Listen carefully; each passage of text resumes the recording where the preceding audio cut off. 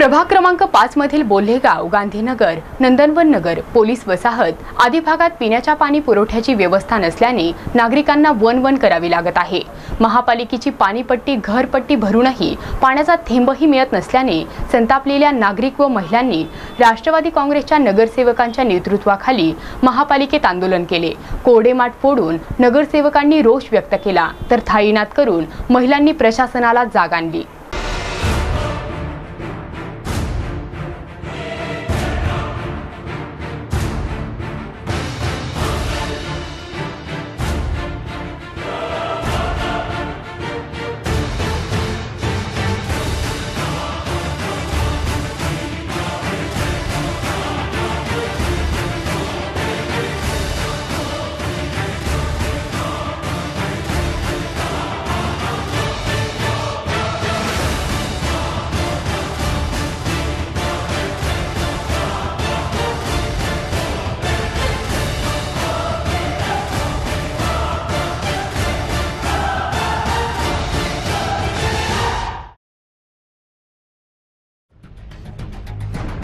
बोल्हेगाव येथील नंदनवन नगर व गांधीनगर येथील वसाहतीला पिण्याच्या पाण्याची पाईपलाईन मिळावी यासाठी महिलांनी महापालिकेसमोर माठ फोडो आंदोलन केले। नगरसेवक कुमार वाकळे यांच्या नेतृत्वाखाली हे आंदोलन करण्यात आले। प्रशासनाकडून आश्वासन मिळेपर्यंत या भागातील महिलांनी वाकळे यांच्या नेतृत्वाखाली महापालिकेसमोर दिवसभर लाक्षणिक उपोषण केले। आयुक्त दिलीप गावडे यांनी पाईपलाईनचे 10 दिवसात काम सुरू करू असे लेखी आश्वासन दिल्यानंतर हे आंदोलन मागे घेण्यात आले। नंदनवन नगर ही राज्य सरकारच्या सेवेत असलेल्या कर्मचाऱ्यांची वसाहत आहे। 350 पेक्षा जास्त लोकसंख्या असलेल्या या वसाहतीला पिण्याच्या पाण्याची पाईपलाईनच नाही।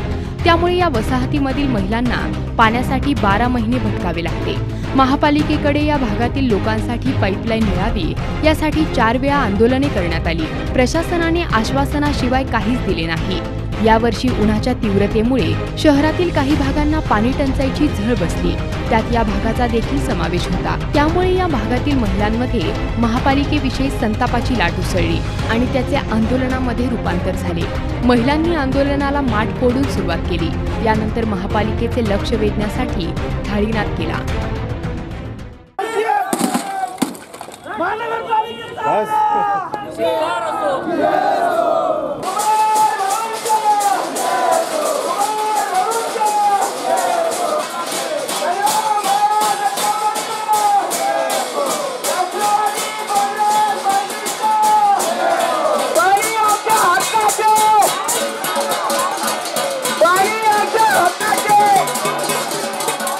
मागच्या 16 तारखेला वार्ड क्रमांक 5 बोलेगाव व नागापूरच्या नागरिकांच्या वतीने या महानगरपालिकेला नंदनवन नगर या कॉलनीमध्ये जी पिण्यासाठी 13 वर्षापासून लाईन नाही व त्या नागरिकांचे जे प्रचंड हाल होत आहेत, त्यासाठी आम्ही 16 तारखेला या प्रशासनाला इशारा दिलता की 22 तारखेपर्यंत जर आमच्या पाण्याचा प्रश्न सुटला नाही तर आम्ही 22 तारखेला इथं मोठ्या स्वरूपाचं आंदोलन करू।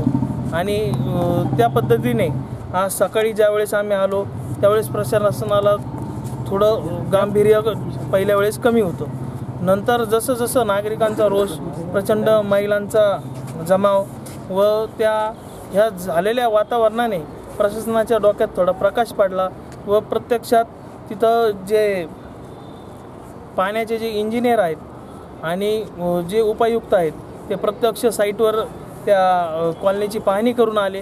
त्यांच्याही ती अडचण लक्षात आली व नंतर त्यांनी आत्ता म्हणजे 7 वाजता आम्हाला लेखी कळवलं की आम्ही 10 दिवसामध्ये तुमचं जे पाण्याच्या लाईनचा प्रश्न आहे ते सोडू व 10व्या दिवशी तुमच्या इथं पाईप व मशीन कामासाठी आलेले असतील आणि त्या ठेकेदाराचं बिल आम्ही प्राधान्याने देऊ, एवढं त्यांनी आम्हाला लेखी आश्वासन दिलं।